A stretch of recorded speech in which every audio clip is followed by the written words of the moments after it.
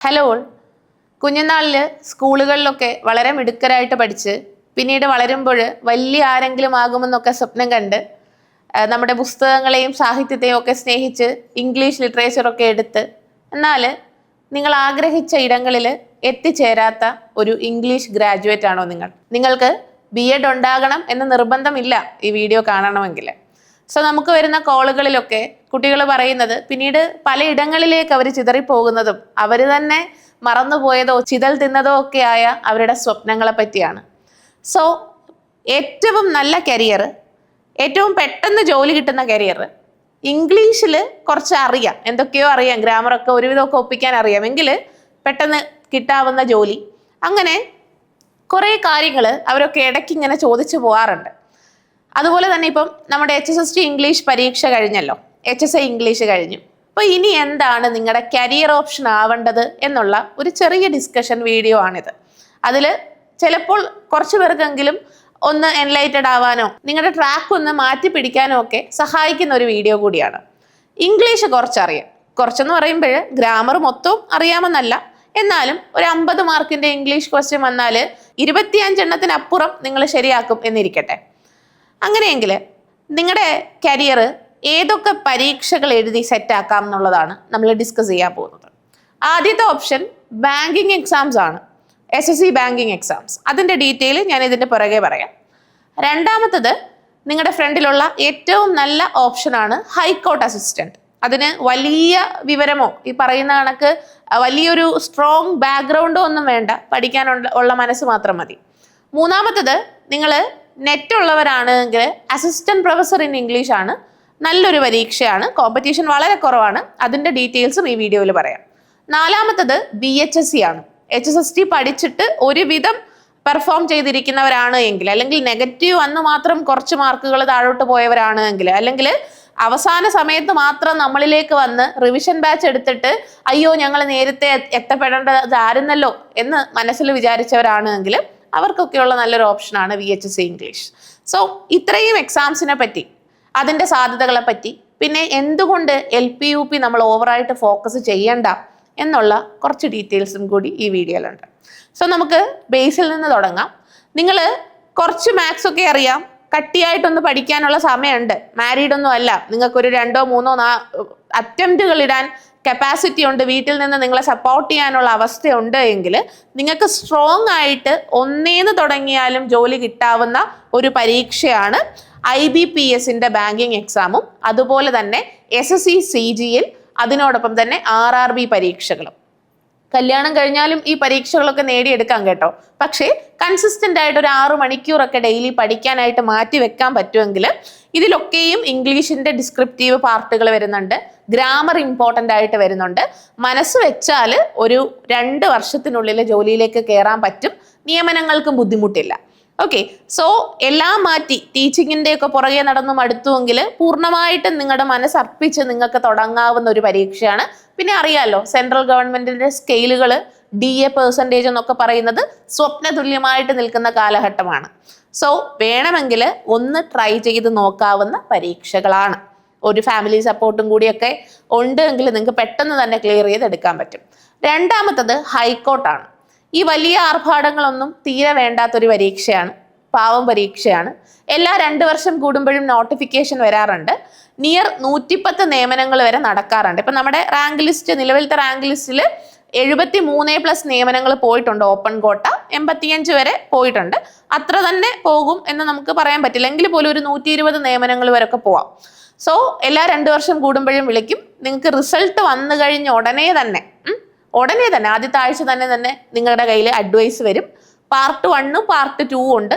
Total 170 മാർക്കിൽ 110 മാർക്കും English ആണ് എന്നുള്ളതാണ് ഈ പരീക്ഷയുടെ ഒരു പ്രത്യേകത. നമ്മുടെ നേതൃത്വത്തിൽ തന്നെ ഹൈക്കോർട്ട് അസിസ്റ്റന്റിന്റെ ബാച്ച് ഓപ്പൺ ആണ്, 3ാമത്തെ ബാച്ചാണ് ഓപ്പൺ ആയിട്ടുള്ളത്. അതിലേക്ക് അഡ്മിഷൻ എടുക്കാൻ ആഗ്രഹിക്കുന്നവർക്ക് താഴെ കാണുന്ന നമ്പറിൽ കോൺടാക്ട് ചെയ്യാം. നമ്മുടെ ഫ്രീ ഗ്രൂപ്പും എഡിറ്റോറിയൽ അനാലിസിസ് ഒക്കെ ഷെയർ ചെയ്യുന്ന ഫ്രീ ഗ്രൂപ്പിന്റെ കമ്മ്യൂണിറ്റി ലിങ്കും ഒക്കെ നമ്മൾ താഴെ കൊടുത്തിട്ടുണ്ട്. ഓക്കെ, നിങ്ങളെ എൻറ്റയർലി ഫോക്കസ് ചെയ്ത് പ്രിപ്പയർ ചെയ്യിപ്പിക്കുന്ന, നിങ്ങൾക്ക് എഡിറ്റോറിയൽ അനാലിസിസുകൾ ബിസ്ക്കറ്റ് സീരീസ് ഒക്കെ ആയിട്ട് തരുന്ന ബാച്ചാണ്. അപ്പം ഈ ഒരു പരീക്ഷ ഡിസംബറോടുകൂടി വിളിക്കുകയും മാർച്ചിൽ പരീക്ഷ കാണുകയും ചെയ്യും. കറക്റ്റ് ജൂൺ ഒക്കെ ആകുമ്പോഴത്തേക്കിന് ജോലിക്ക് കയറാം, കൃത്യം അടുത്ത വർഷം ജോലിക്ക് കയറാം എന്നുള്ളതാണ്. നിങ്ങൾ PhD ഉള്ളവരായിക്കോട്ടെ, ഇപ്പം ചിലർക്ക് ഒരു ധാരണയുണ്ട് ഇത്രമാത്രം എഡ്യൂക്കേറ്റഡ് ആയതുകൊണ്ട് മറ്റൊരു ജോലിയും ഞങ്ങൾ ചെയ്യില്ല. അതൊക്കെയും അത്തരത്തിലുള്ള വാശികളൊക്കെയും നമ്മൾ മാറ്റി വെക്കേണ്ട ഒരു കാലഘട്ടമാണ് ഇപ്പോഴത്തേത്. നമ്മൾ എപ്പോഴും അത് പറയാറുണ്ട്. കാര്യം എപ്പോഴും ഒരു പ്ലാൻ ബി പഠിച്ചുകൊണ്ട് മാത്രം നിങ്ങൾ ജോലിക്ക് പഠിക്കേണ്ട കാലഘട്ടമാണ്. പണ്ടത്തെ പോലെയല്ല, കോമ്പറ്റീഷൻസ് കൂടുതലാണ്, ഒത്തിരി മറ്റ് ഘടകങ്ങളുണ്ട്. അതുകൊണ്ടൊരു പ്ലാൻ ബി ആയിട്ട്, നിങ്ങളുടെ സേഫ് പ്ലാൻ ബി ആയിട്ട് നിങ്ങൾക്ക് കൊണ്ടുപോകാവുന്ന പരീക്ഷ കൂടിയാണ് ഹൈക്കോർട്ട് അസിസ്റ്റന്റ്. നമ്മുടെയൊക്കെ നേതൃത്വത്തിൽ, എൻ്റെ പ്രോപ്പർ നേതൃത്വത്തിലാണ് ഡിസ്ക്രിപ്റ്റീവ് ഒക്കെ പോകുന്നത്. നിങ്ങൾക്കൊന്നും യാതൊരു ബുദ്ധിമുട്ടും വരില്ല, ഡിസ്ക്രിപ്റ്റീവിനെ ഓർത്ത് പേടിക്കുകയേ വേണ്ട. സോ ഹൈക്കോർട്ട് വളരെ നല്ലൊരു ഓപ്ഷനാണ്. മൂന്നാമതായി നമ്മൾ പറയുന്നത് അസിസ്റ്റന്റ് പ്രൊഫസർ ഇൻ ഇംഗ്ലീഷ് ആണ്. ഈ പരീക്ഷയുടെ പ്രത്യേകത എന്താണെന്നറിയാവോടെ? ഏറ്റവും വലിയ പ്രത്യേകത 2000-ഓ 3000-ഓ സീരിയസ് ആപ്ലിക്കൻസേ ഈ ഒരു പരീക്ഷയ്ക്ക് കാണും. ഓക്കെ, നെറ്റ് ആണ് ബേസിക് യോഗ്യതയായിട്ട് പറയുന്നത്. PhD ഉള്ളവർ വരും, പക്ഷേ PhDക്ക് വെയിറ്റേജ് ഉണ്ട്. വെയിറ്റേജ് ഉണ്ടെങ്കിലും നമുക്കൊരു സാധാ UGC നെറ്റ് ഹോൾഡറിന് മുകളിലേക്ക് വരാവുന്ന അവസ്ഥയുമുണ്ട്. ഓക്കെ, സോ റീസെർച്ച് ചെയ്യുകയാണെങ്കിലോ അല്ലെങ്കിൽ നെറ്റ് കിട്ടിയിട്ട് കുറച്ച് ഗ്യാപ്പ് എടുത്തെങ്കിലോ ഒക്കെ വിഷമിക്കേണ്ട കാര്യമില്ല. ലോങ് ടേം ബാച്ചുകൾ വളരെ സ്മൂത്ത് ആയിട്ടാണ് പോകുന്നത്. ഒരു ദിവസം റെക്കോർഡഡ് വീഡിയോ അവൈലബിൾ ആവും, തൊട്ടടുത്ത ദിവസം തന്നെ അതിൻ്റെ ഡിസ്ക്രിപ്റ്റീവ് ക്വസ്റ്റ്യൻ വർക്കൗട്ട് പോകുന്ന രീതിയിലാണ്. നെറ്റ് ഉള്ളവർ ഒരു കാരണവശാലും ഈ എക്സാമിന് പ്രിപ്പയർ ചെയ്യാതിരിക്കരുത്. നമ്മുടെയും ഏറ്റവും വലിയ കോഴ്സാണ് അസിസ്റ്റന്റ് പ്രൊഫസർ ഇൻ ഇംഗ്ലീഷ്. ഈ ബാച്ചിലോട്ട് ജോയിൻ ചെയ്യുന്നവർക്ക് VHSC ഒരു 90% ഫ്രീ ആണ് എന്നുള്ളതാണ് അടുത്തൊരു സാധ്യത. പേ സ്കെയിലിനെ പറ്റി ഞാൻ പറയണ്ടല്ലോ. ഏതാണ്ട് 80,000 തൊട്ട് 2 ലക്ഷം വരെ നിങ്ങളുടെ കയ്യിലേക്ക് വരുന്ന ജോലിയാണ്. പിന്നെ അതിൻ്റെ പവർ, പ്രസ്റ്റീജ്, കോളേജ് അധ്യാപകൻ എന്നൊക്കെ പറയുമ്പം സ്റ്റിൽ നമ്മുടെയൊക്കെ ഉള്ളിൽ നല്ല സാരിയൊക്കെ ഉടുത്തുപോയ നന്നായിട്ട് ക്ലാസ് എടുത്ത അധ്യാപകരുടെയൊക്കെ ഇമേജസ് ഒക്കെ ഇങ്ങനെ കിടക്കുന്നുണ്ട്. അപ്പം അത് തന്നെയാണ് ആ ഒരു ജോലിയുടെ ഏറ്റവും വലിയ ഒരു ഇമ്പോർട്ടൻസ് എന്ന് പറയുന്നത്. ലൈക്ക് കുട്ടികളെ ഭയങ്കരമായിട്ട് ഡീപ്പിൽ ടച്ച് ചെയ്യാൻ പറ്റുന്ന ജോലിയാണ്, വളരെ പ്രസ്റ്റീജിയസ് ആയിട്ടുള്ള ജോലിയാണ്. ആ ആഗ്രഹങ്ങളൊക്കെ ഉപേക്ഷിച്ചെങ്കിൽ അതൊന്ന് പൊടി തട്ടിയെടുക്കുന്നതിൽ തെറ്റൊന്നുമില്ല. ഡിസംബറോടുകൂടി നമുക്ക് നോട്ടിഫിക്കേഷൻ പ്രതീക്ഷിക്കാം. നിലവിലത്തെ റാങ്ക് ലിസ്റ്റാണ് ഏറ്റവും കുറച്ച് നിയമനങ്ങൾ നടന്നത്, എന്നിട്ട് പോലും 25ഓളം ഓപ്പൺ കോട്ടയിൽ പോയിട്ടുണ്ട്. സോ നിങ്ങൾക്കൊരു നിയർലി ഒരു 50-നും 80-നും ഇടയ്ക്ക് നിയമനങ്ങൾ നടക്കുന്ന പരീക്ഷയായിരിക്കും. ഇംഗ്ലീഷിൽ യാതൊരു തസ്തികയും വെട്ടിക്കുറച്ചിട്ടില്ല എന്നുള്ളത് കൂടി ശ്രദ്ധിക്കേണ്ട കാര്യമാണ്. നാലാമത്തത് VHSC ഇംഗ്ലീഷ്. HSST ഇംഗ്ലീഷിന് കഴിഞ്ഞ തവണ അപ്ലൈ ചെയ്യാൻ പറ്റാത്തവരെ സംബന്ധിച്ച് ഗോൾഡൻ ഓപ്പർച്യൂണിറ്റിയാണ്. മേർജിങ് ഒക്കെ വരുമെന്ന് പറഞ്ഞാലും സംഘടനകളൊക്കെ ഇതിന് എതിരായതുകൊണ്ട് തന്നെ മേർജിങ് വരാൻ സാധ്യതയില്ല. അത് മാത്രമല്ല, കെമിസ്ട്രി VHSC ഓൾറെഡി വിളിച്ചിട്ടുണ്ട്. സോ ഉടനെ തന്നെ ഓപ്പൺ ആകുമെന്ന് നമ്മൾ വിശ്വസിക്കുന്നു. ഡിസംബറോടുകൂടി തന്നെ നോട്ടിഫിക്കേഷൻ കാണും. എക്സിസ്റ്റ് ചെയ്യുന്ന ലിസ്റ്റ് സെപ്റ്റംബർ വരെയാണുള്ളത്. അപ്പോൾ ഇപ്പോഴത്തെ ഒരു HSST നടന്ന പോലെ തന്നെ ഡിസംബറിൽ വിളിക്കുന്നു, മെയ്യിൽ പരീക്ഷ, 3 മാസം കഴിഞ്ഞ് ഇന്റർവ്യൂ ഒക്കെ കഴിഞ്ഞ് ലിസ്റ്റ് എൻഡ് ചെയ്യുമ്പോഴത്തേക്കിന് അടുത്ത ലിസ്റ്റ് വരണം എന്നുള്ളതാണ്. VHSC HSSTയേക്കാളും എളുപ്പമാണ്. പിന്നെ സമാനതകളില്ലാത്ത രീതിയിലാണ് നമ്മുടെ കഴിഞ്ഞ HSST ബാച്ച് നടത്തിയത്. അപ്പം ഒരു പൈനിയർ ഇൻസ്റ്റിറ്റ്യൂട്ട് ആയതുകൊണ്ട് തന്നെ അന്നൊക്കെ തുടക്കത്തിൽ നമ്മളുടെ അടുത്ത് ജോയിൻ ചെയ്യാതിരുന്ന പല കുട്ടികളും ഒടുക്കം നമ്മുടെ റിവിഷൻ ബാച്ചുകളിൽ ജോയിൻ ചെയ്യുകയും അയ്യോ ആദ്യമേ ജോയിൻ ചെയ്യേണ്ടതായിരുന്നു എന്ന് പറഞ്ഞ് കമന്റുകളൊക്കെ വരുന്ന അവസ്ഥയുണ്ടായി. അപ്പം നിങ്ങളോടാണ് എപ്പോഴും ലോങ് ടേം ബാച്ചസിൽ തന്നെ ജോയിൻ ചെയ്യാൻ ശ്രമിക്കുക. ബിക്കോസ് തുടക്കത്തിൽ വൺസ് നമ്മുടെ കമ്മ്യൂണിറ്റി ആയാൽ they are always our community. നമ്മൾ ആ രീതിയിലാണ് അവരെ പരിഗണിക്കുന്നത്. അവർക്ക് നമ്മുടെ എല്ലാം ഫ്രീ ആണ്, തികച്ചും സൗജന്യമായിട്ടാണ്. പിന്നീട് നമ്മൾ നമ്മുടെ കുട്ടികൾക്ക് ബുക്കാണെങ്കിലും അതല്ല റിവിഷൻ സീരീസ് ആണെങ്കിലും ഡീകോഡിംഗ് ആണെങ്കിലും ഒക്കെ നമ്മൾ പ്രൊവൈഡ് ചെയ്യുന്നത്. സോ നിങ്ങൾക്ക് നിങ്ങളിൽ കോൺഫിഡൻസ് ഉണ്ടെങ്കിൽ അത് 50% ആയിക്കോട്ടെ, നിങ്ങൾക്ക് സുരക്ഷിതമായി വരാവുന്ന ഒരു സ്ഥലമാണ് പൾപിറ്റിൻ്റെ VHSC കോഴ്സ്. ജൂലൈ 1-നാണ് നമ്മളത് ആരംഭിക്കുന്നത്. സോ ഇത്രയാണ് ബേസിക്കലി പറയാനുള്ളത്. അതിൽ LP UP LPയിൽ പിന്നെയും നിയമനങ്ങൾ നടക്കും. പക്ഷേ UPയെ സംബന്ധിച്ച് UP നിങ്ങൾക്ക് പ്രിപ്പയർ ചെയ്യാം, യാതൊരു തെറ്റുമില്ല. വീടിനടുത്ത സ്കൂളിൽ UP ടീച്ചറായിട്ട് പോകാം, വലിയ അലച്ചിലുകളില്ല.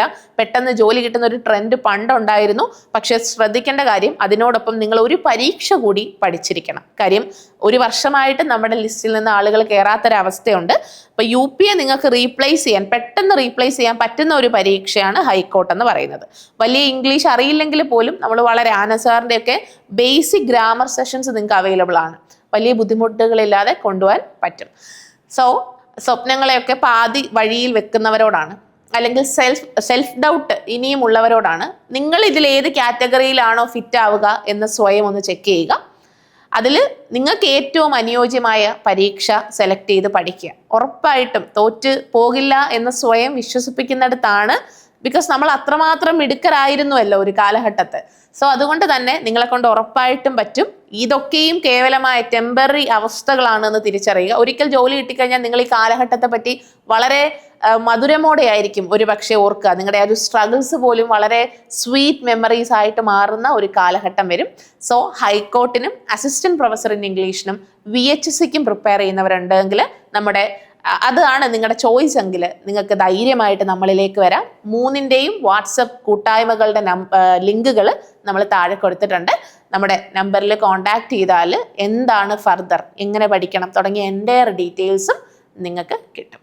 സോ വൈകിട്ടില്ല, നമ്മളിങ്ങനെ വഴിതിരിഞ്ഞു പോകുന്നേ ഉള്ളൂ. കുറച്ച് ലെങ്തി ആണെങ്കിലും നമ്മൾ ഒരിക്കലും അവിടെ തന്നെ എത്തിച്ചേരും. Wish you all the very best.